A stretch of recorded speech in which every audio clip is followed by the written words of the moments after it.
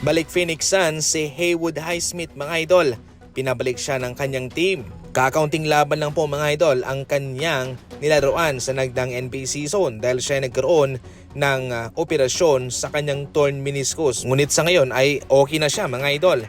So minimum veteran contract pa rin po ang kanyang sasahurin para sa Suns at yung kanyang maibibigay ekstrang option sa opensa at magagamit siya ng Suns sa depensa. Hindi po ito big time na signing para sa kanila mga idol pero importante pa rin po na marami kang mga reserbang mga player especially bilang mga defender. Ang lakas pa rin po ng mga veteran players ng Golden State Warriors. Siguro marami ang tumatawa ngayon sa Warriors dahil wala po silang nakuhang mga panibagong mga players sa kanilang team at pinabalik lang nila yung kanilang mga malalaro. Una, si Al Horford, naging maganda ang kanyang season. Yung kanyang shooting mga idol, dapat mo pa ring bantayan siya. Huwag mong iwanan itong si Horford dahil papasok na papasok ang kanyang tira sa tres.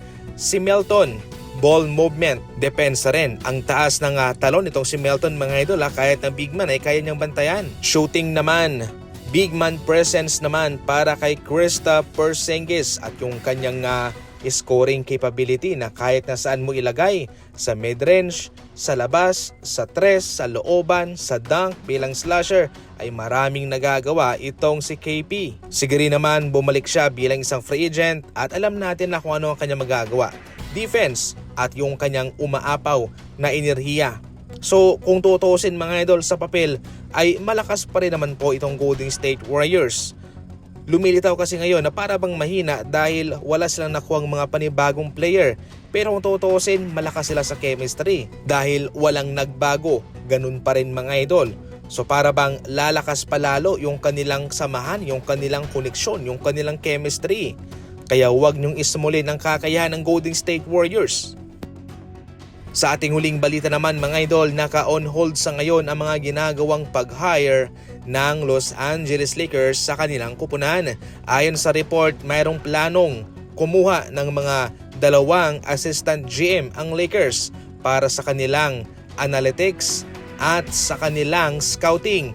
Pero naka-hold po ito habang hindi pa tapos ang pag-transfer ng ownership sa mga bagong may-ari ng Lakers. Siyempre, ang mga planong pagkuha sa mga bagong assistant GM ay under pa kay Mark Walter.